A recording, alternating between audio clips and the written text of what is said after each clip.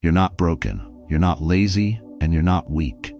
If you've been feeling drained for no clear reason, if joy feels distant, or if you've started to lose connection with yourself, chances are your dopamine is running low. And no, that's not just a buzzword. It's the quiet force behind your motivation, your focus, your energy, even your sense of meaning.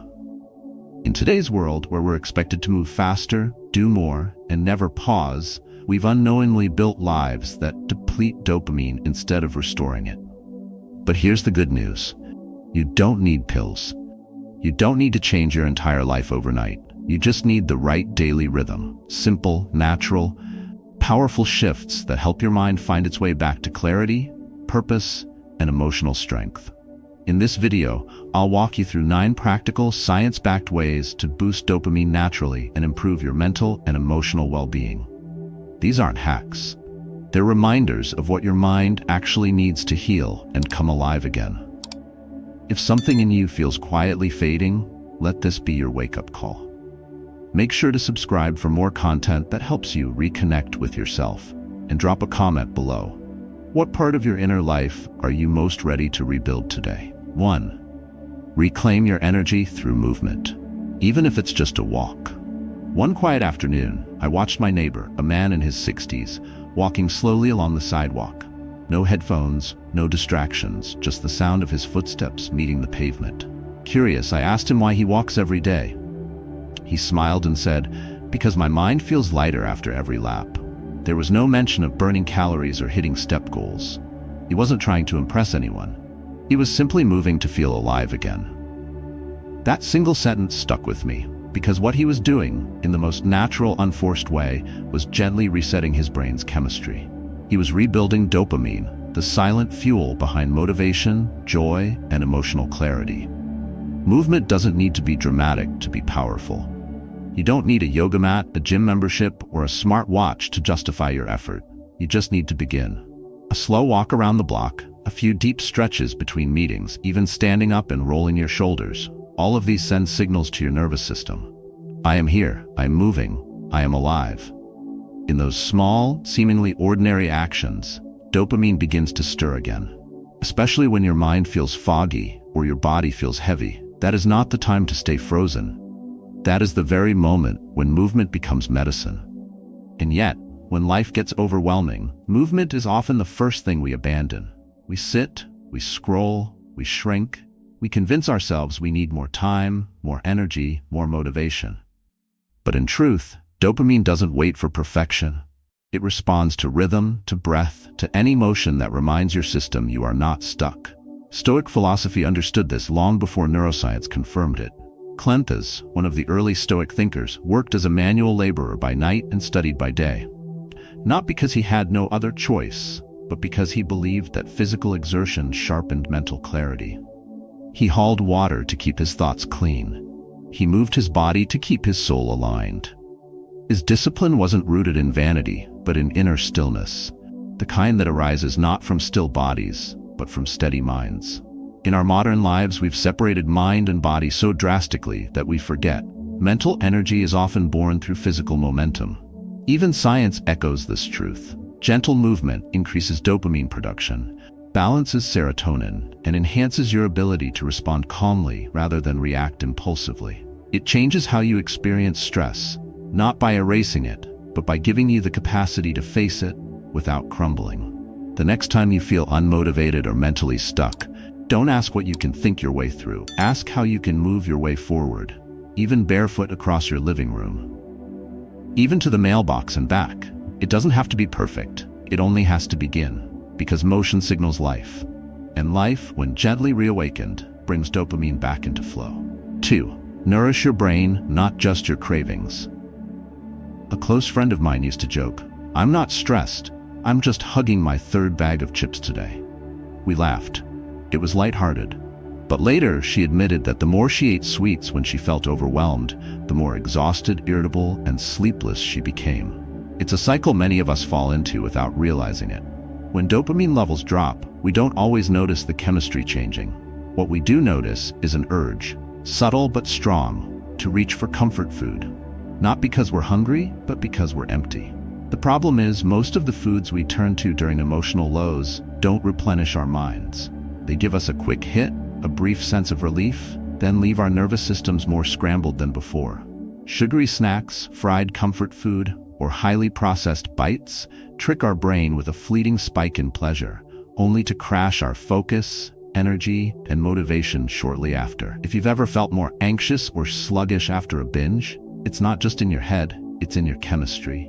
Dopamine, the very molecule that drives your motivation, clarity, and emotional stability, is deeply affected by what you feed yourself. While emotional cravings scream for sugar, your brain is quietly begging for building blocks. Things like protein, healthy fats, and foods rich in amino acids like tyrosine, which directly support dopamine production. These aren't trendy buzzwords. They are the raw materials your brain needs to function clearly. Instead of asking, "What should I eat to lose weight?" ask, "What should I eat to think clearly and feel emotionally grounded?" That's a very different conversation, one rooted in mental clarity, not just physical appearance. The Stoics, of course, didn't talk about dopamine or amino acids, but they understood something timeless. Seneca once wrote, "Drunkenness is voluntary madness," and though he spoke of alcohol, the wisdom applies to anything that clouds the mind. Emotional eating, in excess and without awareness, can become its own form of madness. It numbs discomfort, not by resolving it, but by pushing it down further. And in doing so, it separates us from the discipline of conscious living, the very virtue the Stoics held sacred. Choosing real nourishment is not about guilt or restriction. It's about self-respect. It's about feeding the brain, not just the craving. A meal built with care, a protein-packed breakfast, a glass of water before your phone, isn't just physical fuel. It's a message to your nervous system. I'm here, I'm steady, I'm in charge. And that message, repeated daily, changes everything. So the next time you're standing in front of the fridge late at night, overwhelmed by emotion, pause. Breathe. Ask yourself, am I hungry or am I hurting? Because what you choose in that moment doesn't just fill your stomach, it rewires your mind.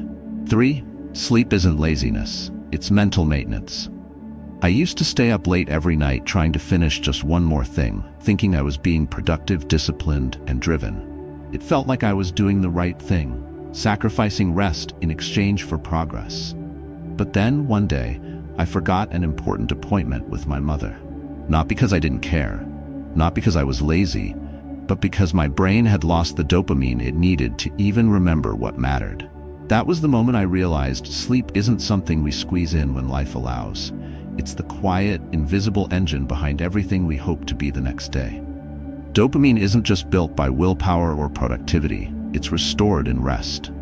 While we sleep, the brain cleanses out toxins, resets our emotional wiring, and regulates the chemical balance that makes clarity, motivation, and joy even possible. A single night of poor sleep can make you more irritable, more forgetful, and more likely to spiral. Not because you lack discipline, but because your mental maintenance was interrupted. Over time, chronic sleep deprivation lowers dopamine receptor sensitivity, which means even the things that used to inspire you stop feeling good. Your favorite music, your goals, your relationships, they all start to feel flat. You're not broken, you're just chemically depleted. And no amount of caffeine can replace what deep rest provides. Yet sleep is often the first thing we cut when life gets busy. We convince ourselves that pushing through is noble, but in reality, we're stealing from tomorrow, from our ability to think clearly, stay calm, and feel alive. The cost of sleep deprivation isn't just fatigue, it's emotional instability, mental fog, and the slow erosion of your inner resilience. You don't just lose energy. You lose access to the parts of yourself that make life feel meaningful. The Stoics didn't talk about REM cycles or neurochemistry, but Marcus Aurelius knew this. In order to wake and do the work of a human being, you must allow yourself proper rest.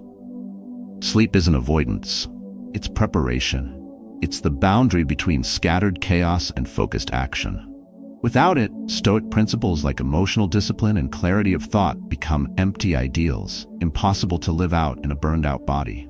So if you've been treating sleep as optional, something to earn after the day is done, it's time to rethink. Protect your nights. Guard the transition from doing to being. Dim the lights, quiet the noise, and treat your rest like the sacred ritual it truly is. Not because you're weak, but because you're human. Because your nervous system isn't a machine. And because dopamine, the quiet force behind your focus, your joy, your mental stability, needs the night to do its work. Sleep isn't surrender. It's a signal that says, I'm not just surviving, I'm rebuilding. 4. Stillness is a forgotten power. I once visited an older aunt who lived alone. Her house was quiet, no TV humming in the background, no music filling the space, just the subtle ticking of a clock and the occasional breeze brushing through an open window. I asked her if it ever felt lonely in all that silence. She smiled gently and said, "Can you hear it? That's my mind, finally breathing." That moment stayed with me because it made something clear. Stillness isn't emptiness. It's where the noise finally stops long enough for the truth to return. In today's hyper-connected world, stillness is almost taboo. We fill every spare moment with stimulation, scrolling through headlines, checking messages, playing podcasts in the background while doing chores. Silence feels uncomfortable, like we're doing something wrong if we're not consuming, reacting, or producing. But the paradox is this: dopamine, the very chemical that drives focus, motivation, and emotional balance, doesn't always need stimulation to thrive. Sometimes what it needs most is the absence of it. In quiet, your nervous system gets to reset. Your emotions begin to settle. The thoughts that have been shoved aside in all the busyness start to surface, not to overwhelm you, but to be heard and released. When you allow yourself just 5 minutes of intentional silence, no phone, no task, no performance, something powerful happens. You start observing your thoughts instead of becoming them. You create space between what you feel and how you respond. That space is where emotional clarity lives. It's also where dopamine can re-regulate itself. In this space, you're not numbing, escaping, or pretending. You're simply being. And in that state, your brain no longer has to burn energy managing 1,000 inputs. It can finally return to baseline. Marcus Aurelius once wrote, "Nowhere can man find a quieter or more untroubled retreat than in his own soul." He wasn't being poetic. He was laying out a practical strategy for mental resilience. Stoicism was never about suppressing feelings.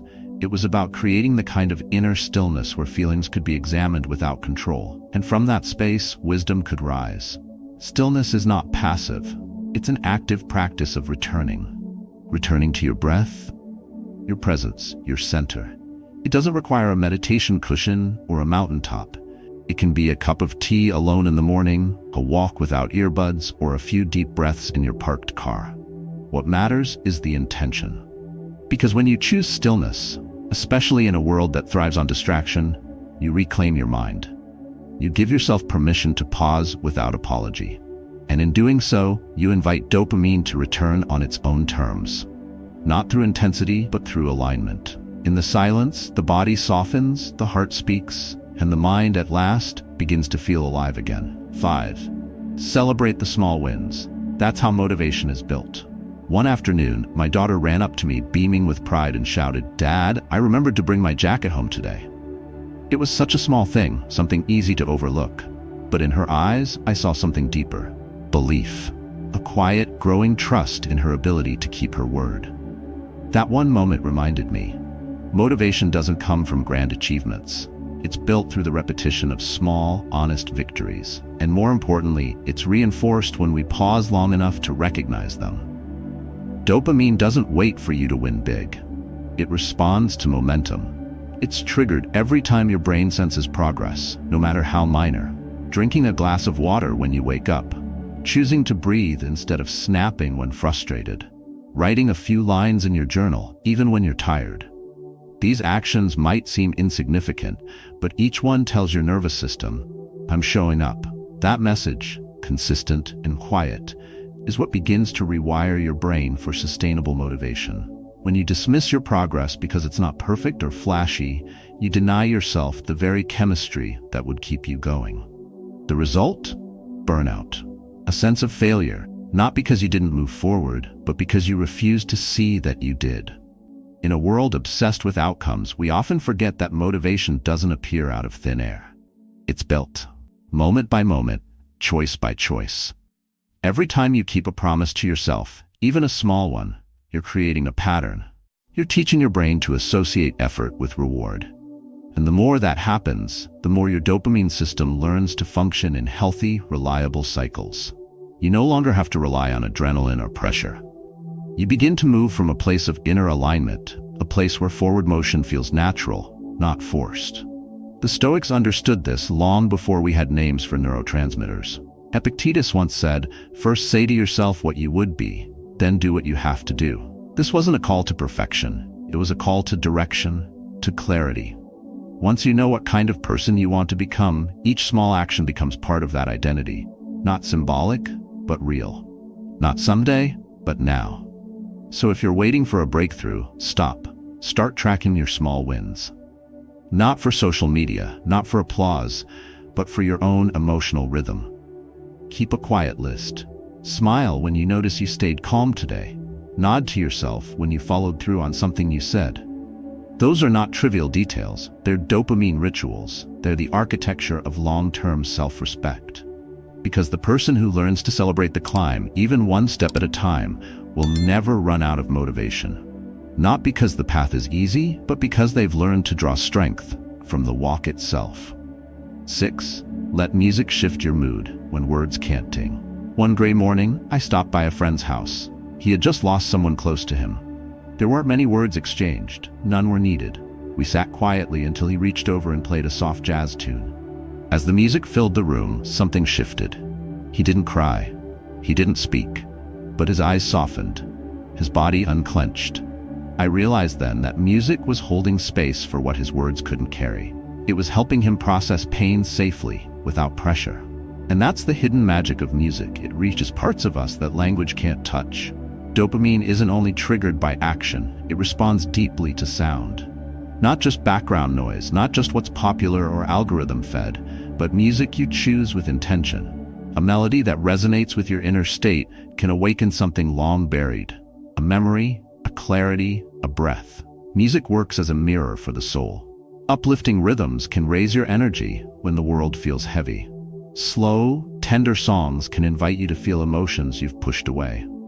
And instrumental music? Sometimes that's the exact stillness your overworked mind has been craving. A space without expectation, where your nervous system can reset. This isn't accidental. Studies have shown that listening to music you love activates your brain's reward system, releasing dopamine in areas responsible for pleasure and focus. That's why a song from your childhood can lift your spirits instantly, or why a specific chord progression can move you to tears without warning. It's not about logic, it's about chemistry, memory, emotion, all converging in the same moment. And when you're mentally or emotionally drained, this shift in inner frequency can mean everything. It doesn't require a therapist or a deep conversation. It just asks you to listen, openly and honestly. The Stoics didn't speak much of music, but they understood the principle beneath it. At the core of Stoicism is the ability to align your inner world with what brings clarity and peace, to strengthen what supports you, and let go of what clouds you. In that sense, music becomes a modern expression of a timeless practice. It is a tool not just for entertainment, but for emotional grounding, for realignment, for remembering what matters when words no longer serve. So the next time you feel stuck, anxious, or numb, resist the urge to distract yourself with random noise. Instead, pause. Choose one song that speaks to the version of you you're trying to return to. Let it play without interruption. Close your eyes. Let your breath follow the rhythm. Feel where it lands, in your chest, in your memory, in your resistance. Don't analyze, just allow. Because sometimes your nervous system doesn't need you to talk your way out of a feeling. It just needs you to feel it fully, with music as the bridge back to yourself. And that too is dopamine, not from stimulation, but from connection. 7. Choose relationships that recharge you, not drain you. A woman I know used to feel completely drained after her weekly catch-ups with a group of old friends. At first, she assumed it was social fatigue or a personal flaw. Maybe she just wasn't as fun anymore. But over time, she realized it wasn't her. It was the room. These were people who masked criticism as humor, who competed instead of listening, who measured her life against their own, and made her feel smaller for not measuring up. What she thought was a lack of energy was actually a lack of alignment. Her dopamine was being depleted, not restored.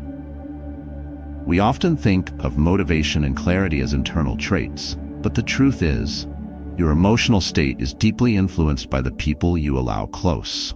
Dopamine doesn't just rise with action, it rises in connection. When you're around someone who truly sees you, who listens without needing to fix, who celebrates you without conditions, your nervous system responds. You relax, your shoulders drop, you feel safe, not in the absence of conflict, but in the presence of honesty. This emotional safety is what fuels motivation, focus, and emotional resilience. You don't need a room full of people, you just need one or two who help you return to yourself.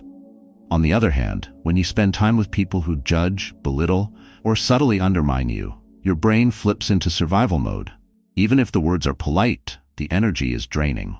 Your dopamine production slows, your mood dips, and you leave feeling scattered, uncertain, and emotionally tight.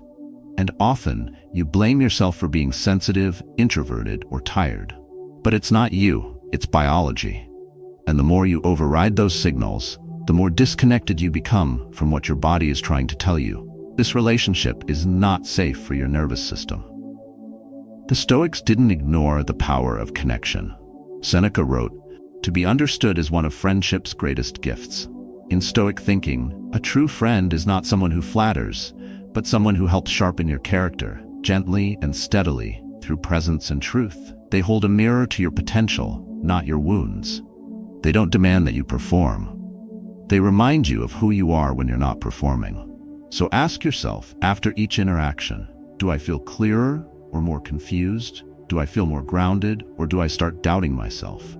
That feeling in your chest, that heaviness or lightness, that's dopamine talking. Pay attention. Protect the energy that fuels your inner stability.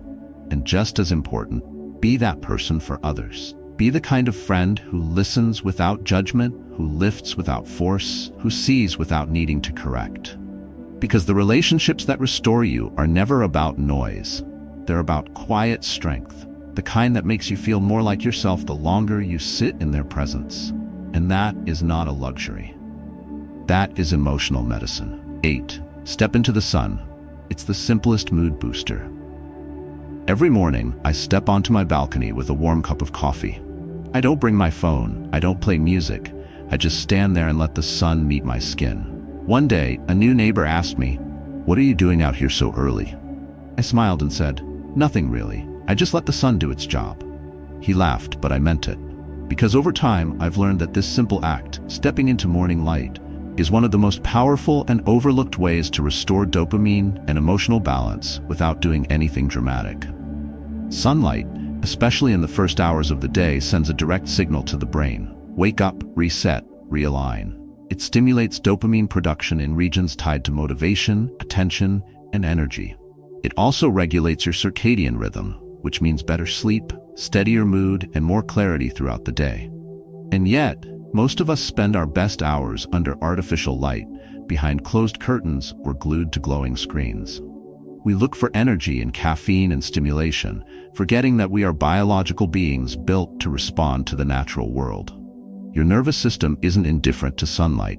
It's designed to be activated by it. You don't need to hike a mountain or take a nature retreat to access this. Just open the window. Step outside for 5 minutes without a purpose. Let your skin feel the breeze, even if it's cold. Let your eyes without sunglasses absorb the sky. This small daily exposure recalibrates more than your internal clock. It grounds you in the present and reminds your body it's part of a rhythm greater than any deadline or screen. And the benefits don't come through intensity, they come through consistency.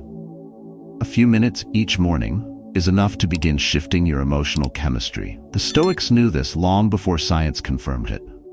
Marcus Aurelius often sought clarity beneath the sky. To the Stoics, nature wasn't a luxury or an escape, it was a mirror, a place where life made sense again. When overwhelmed by confusion, they returned to the order and simplicity of the natural world. And sunlight, that most basic and ancient form of light, became part of their alignment. So if you've been feeling dull, foggy, or disconnected, don't rush to fix it with more input. Instead, start with light. Before you check your phone, before you pour your second coffee, step outside. Even for a moment, let the sun touch your face and do what it has done for thousands of years, reset you. not with noise, but with presence. Because sometimes the best way to brighten your mind isn't to add more, it's to step back into something your body has never stopped craving. Real light, real air, real clarity.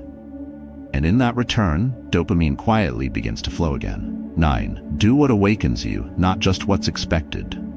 There is a kind of joy that doesn't need an audience. It doesn't demand results, doesn't prove a point, and doesn't follow a checklist.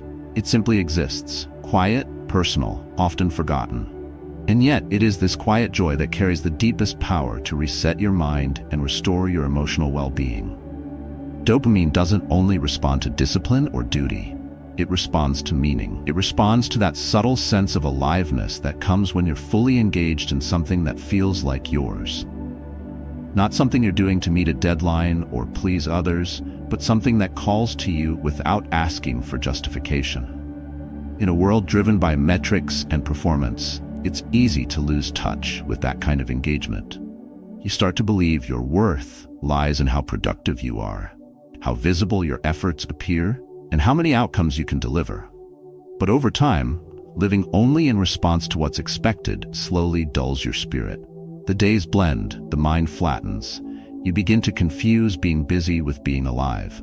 And dopamine, the signal of direction, joy, and reward, begins to disappear. Not because you're doing too little, but because you're doing too much of what doesn't speak to your core. To reverse that erosion, you don't need a new career, a dramatic shift, or the perfect plan. You just need to carve out space, even a small one, for the things that make you forget the clock. That brings stillness to your thoughts and motion to your hands. That reminds you what it feels like to create, not to be seen, but to feel. This kind of activity might look trivial from the outside, but neurologically, it's profound. It creates flow, reduces stress, enhances focus, and most importantly, reignites healthy dopamine cycles. It tells your brain, this moment matters. Not because it's profitable or productive, but because it's real. The Stoics believed deeply in alignment, not with expectations, but with nature and with one's truest self. Marcus Aurelius wrote, "The soul becomes dyed with the color of its thoughts," which means that what you repeatedly do and how you feel while doing it literally shapes your inner landscape. When your thoughts are always tied to duty, your spirit begins to carry the weight of obligation. But when they're occasionally lit by wonder, curiosity, and play, your soul takes on the color of vitality. Stoicism doesn't reject joy. It demands that joy be rooted in authenticity, not escape. And it urges you to live not by accident, but by intention.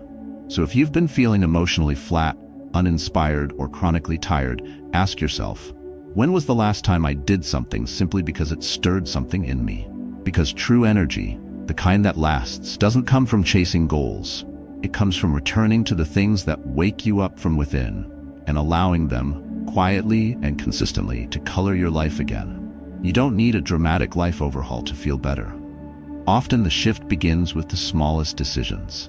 Stepping into sunlight, choosing a meal that nourishes your brain, taking 5 minutes of stillness before the day rushes in. These 9 practices aren't just healthy habits.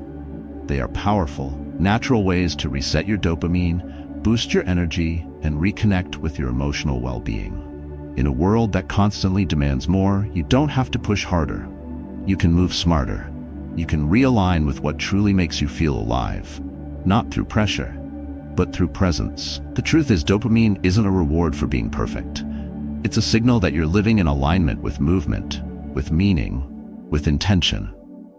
So give yourself that chance. Choose consistency over intensity. Choose what recharges you over what drains you. And most of all, choose to honor the version of you that's ready to feel clear, grounded, and emotionally strong again. If something in this video resonated with you, I invite you to share your story in the comments below. What simple shift are you ready to make today? Your voice might be the encouragement someone else needs to begin.